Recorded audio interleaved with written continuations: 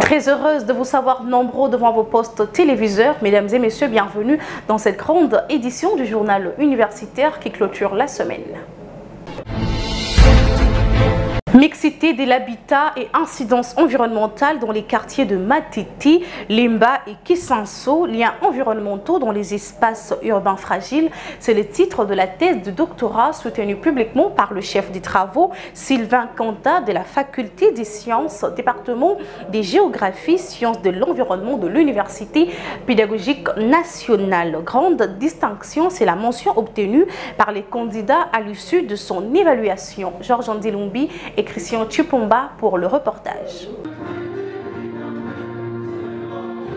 Ressortir et analyser le facteur qui explique la mixité de l'habitat et les incidences environnementales des espaces urbains fragiles de quartier de Lemba, Matete, Kisanso, c'est l'objectif principal poursuivi par le travail doctoral soutenu publiquement au cours de cette cérémonie par le chef des travaux Sylvain Kanté Tchesese de la faculté des sciences de l'université pédagogique nationale. En donnant la substance de sa thèse intitulée Mixité de l'habitat et incidences environnementales dans les quartiers de Matete, Lemba et Kisanso, liens environnementaux dans les espaces urbains fragiles, les candidats soulignaient que la non-application ou l'inexistence des plans d'aménagement de la ville de Kinshasa depuis des décennies d'après l'indépendance, des échecs de lois foncières et les plans d'urbanisme ont entraîné la périurbanisation, sa diffusion spatiale et celle de la coalescence progressive incontrôlée, caractérisée par la pression démographique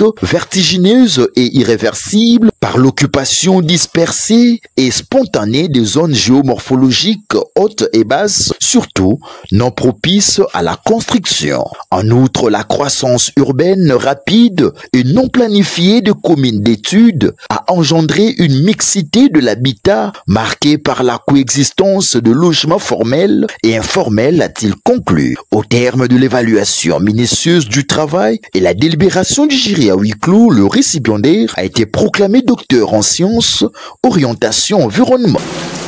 Messieurs le chef des travaux Kanté Tchesese Sylvain a réussi à l'ensemble des épreuves avec la mention grande.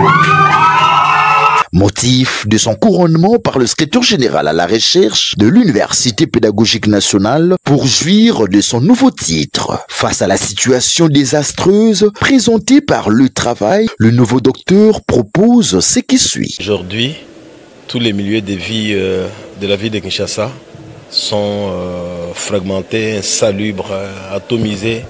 Ce sont les lieux d'anomie, c'est-à-dire où les règles, les principes de vie une vie normale et digne pose problème.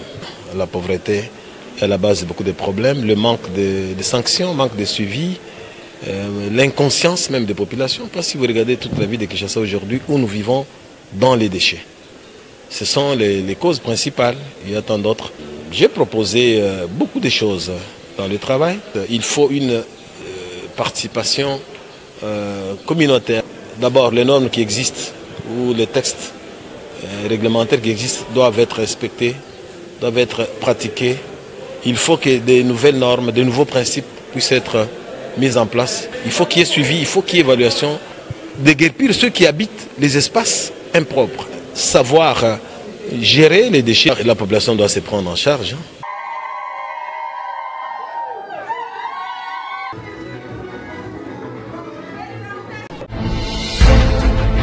Dans les cadres de la troisième mission d'une institution universitaire qui est les services à la communauté, l'Académie de Beaux-Arts de Kinshasa a procédé à la remise des quelques objets restaurés par ses artistes et étudiants au musée national en présence de plusieurs invités de marque. Témoin de l'événement, Valon Ngolou.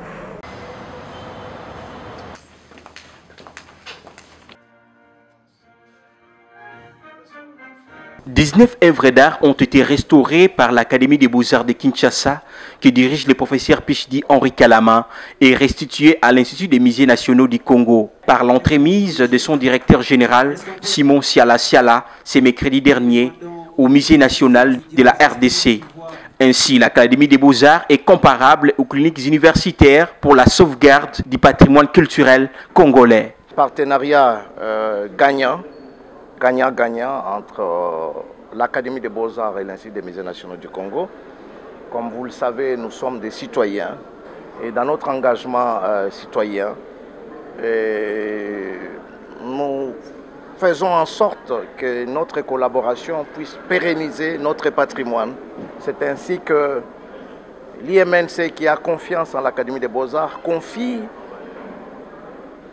ces objets d'art de très grande valeur en restauration pour une prolongation des vies. Donc aujourd'hui, nous sommes venus restituer un bon nombre des objets. Dans ça, c'est une deuxième restitution. Un bon nombre d'objets qui ont été restaurés par les spécialistes de l'Académie des Beaux-Arts, qui sont des enseignants et des étudiants au département de restauration et conservation d'œuvres d'art. Donc c'est un très grand jour. Très satisfait de ce travail des titans, le directeur de l'Institut des musées nationaux du Congo a remercié là-bas et son directeur général et promet de cimenter ces partenariats entre les deux institutions. Mais tout à fait, c'est comme je le disais tantôt.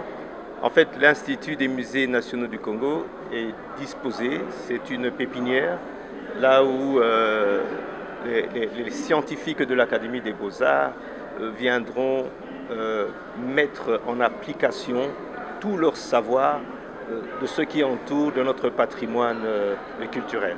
Je voulais remercier d'abord Monsieur le Directeur Général, cher DG, cette gratitude en tout cas de pouvoir de remettre en vie toutes ces œuvres d'art que vous avez récupérées au sein de votre institut. Les gens ne se rendent pas compte peut-être, mais l'Académie des Beaux-Arts a pu sauver des millions de dollars en restaurant ces œuvres d'art. Et cela nous va droit au cœur. C'est ainsi que cette collaboration existante entre l'Académie des Beaux-Arts et l'Institut des musées nationaux du Congo va encore être plus expressive en ce qui concerne les collaborations dans divers domaines. Parmi les œuvres restituées, la criche Kisu de la province du Congo central et les masques Emba de la tribu Soukou, qui datent probablement du XVIIIe siècle, selon ces scientifiques. Il y a lieu de signaler que ces travaux de restauration a duré 3 ans et au final, le directeur général de l'IMNC a donné encore à l'Académie des Beaux-Arts 23 autres objets pour la restauration dans les jours à venir.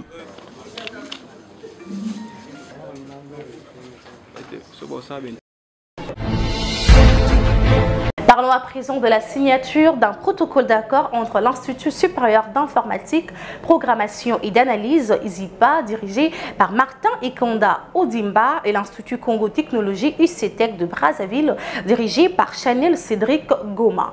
L'objectif est de former les cadres de traitement qualifiés pour le développement de la République démocratique du Congo et de la République du Congo. Mélodie Maboulou et Néné Wambenga pour les détails.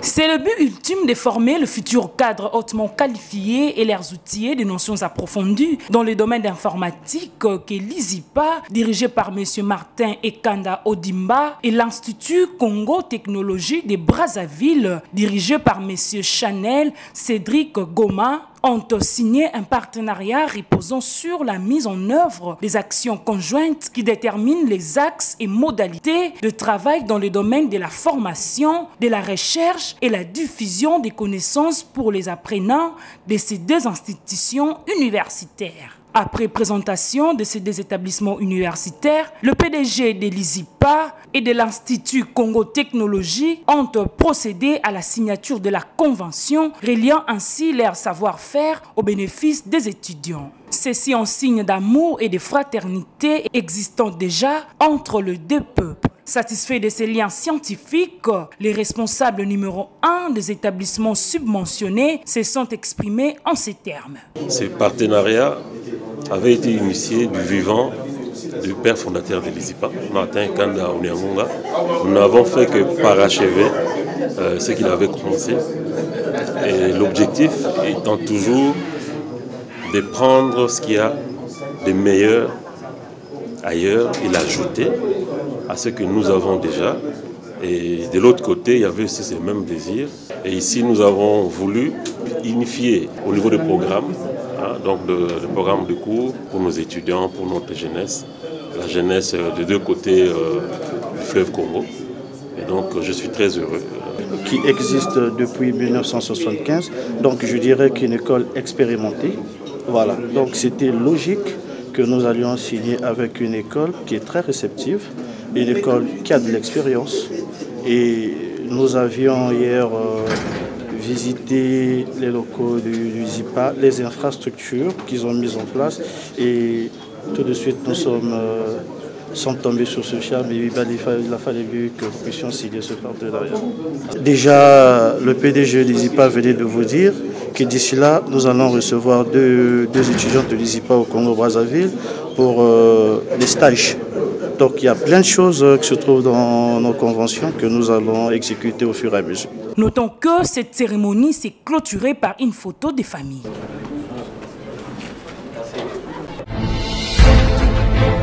Le métier autrefois réservé aux hommes, les femmes décident de les faire. C'est le cas d'Esther Bissimois, ancienne étudiante de l'ISAU qui est architecte et entrepreneur. Elle encourage les femmes dans le cadre du mois de mars dédié aux droits de la femme. Un propos recueilli par Valongolo. Mais je suis une personne qui a toujours aimé relever les défis. Donc pour cela, j'avais cherché un métier qui était couramment appelé métier d'homme, qui est l'architecture. J'ai été passionnée par le fait que c'était une formation dont la plupart des femmes ne suivaient pas. C'est vraiment ce qui a été mon inspiration. Lors de ma formation, j'ai vraiment souffert. Je suis désolée de le dire, mais j'ai souffert en tant que déjà femme dans l'université où il y avait déjà beaucoup d'hommes. Le plus grand challenge, c'était de prouver chaque jour que c'était moi qui traçais mes projets. Et à chaque fin de projet que je remettais, moi j'étais obligée de reprendre le même projet devant le professeur pour qu'il soit sûr que réellement c'était moi qui a réalisé cela. Et je me suis en sortie, c'était vraiment une discipline au travail et avec une très grande détermination de réaliser mon rêve. Tout d'abord, j'aimerais exceller dans l'architecture et après dans l'entrepreneuriat. Comme je l'ai dit tout au début, je suis passionnée de l'entrepreneuriat et je peux me déterminer comme une femme qui a l'impact motivationnel sur la vie des femmes en leur montrant comment gagner des sources et des revenus avec le peu de connaissances qu'elles ont acquises en famille. Je me dis que l'entrepreneuriat féminin, tout d'abord, toute femme devrait faire un métier dont elle est passionnée et qu'elle juge importante pour la société. Pour cela, je créé un bureau d'études d'architecture qui est AZ Concept. Et au niveau de l'entrepreneuriat, je me suis investie dans une gorgée de plaisir qui est un service de bar mobile. Vous voyez que je suis déjà dans l'entrepreneuriat, comme je me suis présentée en tant que passionnée de l'entrepreneuriat, je m'investis déjà sur divers aspects. Les premières réalisations que j'ai à effectuer, c'était lors de mon stage académique dans le bureau de Jean-Louis Paquet. J'ai dû travailler avec lui 3 projets, dont le premier c'est la réalisation de l'immeuble Elie Center qui se trouve sur Haut Commandement. Le deuxième projet, c'était la rénovation du village Silikine. Troisième projet, c'était la réalisation des 3 villas qui se trouvent dans l'enceinte de l'ITEX Africa. Et aujourd'hui, je suis sur 2 grands projets, dont l'un des projets, c'est une cité chrétienne protestante vers Sélé et la réalisation d'une villa vers Haute Tension. La chose la plus importante est que il n'y a pas de métier dédié aux hommes. Nous sommes plus fortes que les hommes. Intellectuellement, nous avons la même capacité qu'eux. Donc, je les invite à embrasser le métier et d'être déterminés et d'avoir une vision claire. Exploration des opportunités des connectivités en République démocratique du Congo, c'est le thème de la conférence débat organisée par la coordination estudiantine de l'Institut supérieur des techniques appliquées de Kinshasa. L'objectif de cette activité est de mettre en lumière le potentialité qui offre le numérique pour le développement national et l'épanouissement de la jeunesse. Tonton Biongo, c'est un reportage. C'est par le mot des circonstances du camarade Alex Boukassa, président des étudiants de l'ISTA Kinshasa, qu'a débuté cette conférence débat placée sous les thèmes Exploration des opportunités des connectivités en République démocratique du Congo, organisée par la coordination estudiantine de cet établissement. 3 sous-thèmes étaient au centre du débat, à savoir la présentation du rôle et des perspectives du Renatelsat dans la connectivité numérique en République démocratique du Congo, développée par l'ADG Jean-Pierre Bondo, dans lesquels il a retracé l'historique de son institution. À son tour, le professeur docteur ingénieur Patrick Capita a exploité l'importance du numérique en temps de la guerre pour un pays et la diversité des opportunités qu'offre le numérique aux étudiants et aux chercheurs. Après ces 2 brillantes interventions, l'heure était au jeu de questions-réponses. À la fin de cette conférence, les présidents des étudiants de l'ISTA Kinshasa et l'ADG des Renatelsat ont souligné ce qui suit. Vu le contexte actuel, la crise qui traverse notre pays, nous, coordination des étudiants, avions fait appel à des personnes compétentes pour pouvoir tenir une conférence, réveillant la conscience de nos camarades étudiants sur cette thématique qui parle sur l'exploitation des opportunités de connectivité sur l'étendue de la République démocratique du Congo. Et pendant cette intervention des différents intervenants, nous avons eu la chance d'accumuler des connaissances venant de ces personnes qui explorent déjà le secteur du numérique en République démocratique du Congo. Alors les étudiants de l'ISTA ont reçu ces messages. Ils ont bien accueilli la conférence et ils ont apporté leur soutien pourvu que notre pays trouve des solutions venant de nous, ingénieurs de l'ISTA. Aujourd'hui, j'ai voulu venir les réconforter pour dire qu'un étudiant peut aussi travailler et devenir une autorité dans ce pays. Non seulement être DG, être ministre, être grand professeur doctoral, et ainsi de suite. Et donc j'ai voulu d'abord faire connaître l'entreprise, le Renatelsat. Le Renatelsat, c'est une entreprise de télécommunications spatiales et il fallait que les amis, les camarades de l'ISTA puissent comprendre l'importance de cette entreprise, l'importance de l'entreprise qui va certainement le voir passer leur carrière. Je suis venu encourager. Je suis venu donner l'impulsion à la jeunesse que j'étais à l'époque, que mes camarades sont aujourd'hui, de pouvoir mettre du sérieux dans ce qu'ils font. Le pays attend beaucoup d'eux. Et surtout dans la guerre que nous avons aujourd'hui, nous avons besoin des ingénieurs dans tous les secteurs. Nous avons parlé tout à l'heure ici des besoins des ingénieurs pour construire des drones, des ingénieurs pour construire des logiciels qui vont déstabiliser la fréquence des autres. Et donc, les ingénieurs qui vont amasser avec l'informatique les informations, car vous pouvez le savoir, l'information c'est une force, l'information c'est une puissance. Notons que cette activité s'est clôturée par une photo de famille.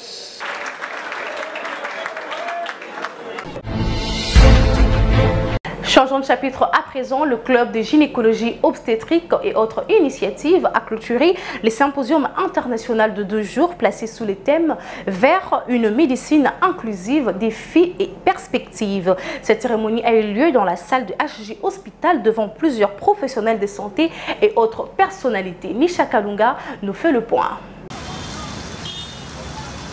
La salle de conférence de l'hôpital HJ, remplie des participants et de nombreux professionnels locaux et internationaux de la santé, a accueilli la clôture du symposium international de 2 jours organisé en présentiel et en ligne par le club de gynéco-obstétrique en collaboration avec le ministère de la Santé publique, Hygiène et Prévention. Après les allocutions du Dr Bulive et du Dr Alphonse Tiangou, plusieurs sujets ont été abordés, notamment femmes enceintes, un enfant vivant, 0 décès, les cancers en République démocratique du Congo et les droits de patients. Des conférenciers de qualité tels que le docteur Damien Bandoulou et le docteur Makosso ont traité sur l'hémorragie postpartum et de sa prise en charge par des techniques invasives.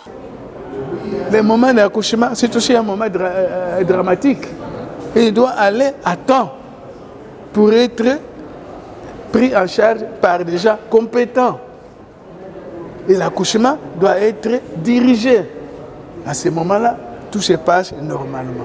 Mais malheureusement, toute femme qui se présente en salle d'accouchement, même si elle a été suivie en consultation prénatale, même si elle n'a pas suivi en consultation prénatale, qui qu'elle soit, l'hémorragie, c'est toujours un risque qui existe pour toutes ces femmes-là.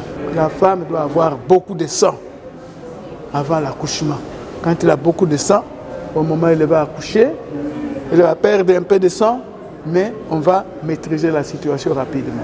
Les causes souvent, parfois, sont les déchirures. Les déchirures, on peut les éviter avec une bonne formation d'accoucheuse. Mais il y a l'utérus parfois, pour plusieurs raisons, qui refusent de se contracter. C'est ça l'atonie. Et c'est ce qui tue le plus de femmes. Le docteur Mahmoud a abordé la place de l'endoscopie dans le traitement de l'infertilité, tandis que le docteur Dieu merci Betoukoumessou et le docteur Mbayo ont attaqué respectivement les défis de la prise en charge de la drépanocytose et de l'asphyxie périnatale. Le docteur Wilfried Mbombo, président des anesthésistes réanimateurs, a quant à lui mis l'accent sur la mortalité maternelle en RDC. La mortalité maternelle dans notre pays est encore très élevée. Nous sommes autour de 166 pour 100 000 naissances vivantes à cause de manque de personnes qualifiées dans les différentes structures qui doivent prendre en charge ces dames-là. Pour être très concret, les mamans, elles meurent de chocs hémorragiques. Et la bonne gestion des chocs hémorragiques nécessite la collaboration entre gynécologues obstétriciens, médecins anesthésistes, médecins biologistes et les pharmaciens. Et aujourd'hui, quand je vous dis que nous avons 115 médecins anesthésistes, c'est le total. Mais tous, ils ne sont pas au pays. Au moins un tiers n'est pas au pays. Donc, nous avons un déficit majeur en personnel qualifié pour la prise en charge des hémorragies. Et nous avons encore aussi un déficit pour le plateau technique de cette prise en charge-là. Dans les villes, ça va encore un tout petit peu. Mais dans nos villages, dans nos provinces, il y a une carence terrible en personnes qualifiées pour pouvoir pratiquer l'anesthésie réanimation. Parce que l'anesthésie réanimation, lorsqu'il est pratiqué par quelqu'un qui ne connaît pas, au lieu de faire du bien, il risque de faire du mal. Animé par un sentiment de joie et de gratitude, le docteur Ali Bangambe, président du club de gynécologie obstétrique, est revenu sur l'importance de cette activité. Nous avons parlé de vers une médecine inclusive, défis et perspectives. Et au cours de ces symposiums, nous avons abordé 3 sujets phares. Une femme enceinte, un enfant vivant, 0 décès. Nous avons quand même abordé quelque chose en rapport avec la problématique des cancers en RDC, plus particulièrement les cancers du sein et les cancers du col de l'utérus. Vous êtes sans ignorer que ce sont ces 2 facteurs majeurs pour la santé publique. Nous avons parlé du droit des patients. Ce que nous pouvons retenir, c'est que la pré-éclampsie, les maladies cardiovasculaires, tuent à petit feu. Nous, Club des gynéco-obstétriques, nous militons justement pour la mortalité infantile en République démocratique du Congo. La remise de brevets aux participants et la traditionnelle photo de groupe ont marqué la conclusion de cette manifestation scientifique enrichissante. Avant de boucler cette édition, parlons du forum économique que dirige Miradi Wangou en collaboration avec Deloitte Services qui ont organisé une conférence débat sur les risques et contraintes liées à la conformité réglementaire par la banque. La cérémonie a eu lieu dans la salle de lecture Nodassa à l'université de Kinshasa. Elikia Kiakou et Nene Wombinga. Cette conférence sur les risques et contraintes liées à la conformité réglementaire par les banques, organisée par les forums économiques en collaboration avec Deloitte Services, a réuni des experts et des acteurs clés du domaine bancaire dans la salle de lecture Nodassa à l'université de Kinshasa. D'entre les jets, le professeur Bob David a exposé de manière claire et détaillée la réglementation bancaire ainsi que les évolutions réglementaires qui influencent ces secteurs en soulignant l'importance de l'adaptation continue aux normes internationales. À son tour, le manager Raoul Kalala a, quant à lui, centré son intervention sur la situation du secteur bancaire en République démocratique du Congo, en présentant les évolutions réglementaires récentes ainsi que les contraintes et risques auxquels les banques font face. Après une mise au point du directeur Jason Paul sur les risques opérationnels et crédits, l'air était aux échanges entre l'assistance et les intervenants, ce qui a suscité l'enthousiasme du vice-président du FOREC qui s'est exprimé sur la qualité des échanges. Cette activité a été salvatrice pour la jeunesse estudiantine. En tant que vice-président du Forum économique, je crois que depuis l'existence du Forum économique il y a 45 ans, le Forum économique a toujours été ces leviers qui façonnent les étudiants. Nous voulons certainement que nous puissions multiplier nos activités afin que nous puissions servir les étudiants comme il faut parce que c'est notre engagement et bénéficier du Forum économique, c'est leur droit. Contente du déroulement, la présidente du Forum économique, Miradi Wangui, est revenue sur la quintessence de cette activité. Il est toujours important pour nous d'apprendre les risques et les contraintes liées à la réglementation bancaire en RDC, car cela contribue essentiellement à notre formation en sciences économiques et de gestion. Étant présent d'une structure scientifique, notre but est plus de relier le monde professionnel et le monde estudiantin. Pour moi, c'est d'abord un très grand plaisir d'avoir les étudiants qui ont plus ces soucis-là d'apprendre et d'évoluer scientifiquement, d'y participer à cette activité. La signature du livre d'or par les intervenants a sanctionné cette cérémonie dans une ambiance totale. Mesdames et messieurs, nous sommes arrivés à la fin de cette grande édition du journal universitaire. Si vous l'aviez aimé, dites merci à Blaise Boucha qui était derrière la caméra, la réalisation du docteur Emmanuel Lema, toujours sous la coordination de l'honorable André Mouchongo Machara. Quant à moi, je vous dis au revoir et bonne suite de programme sur nos chaînes partenaires.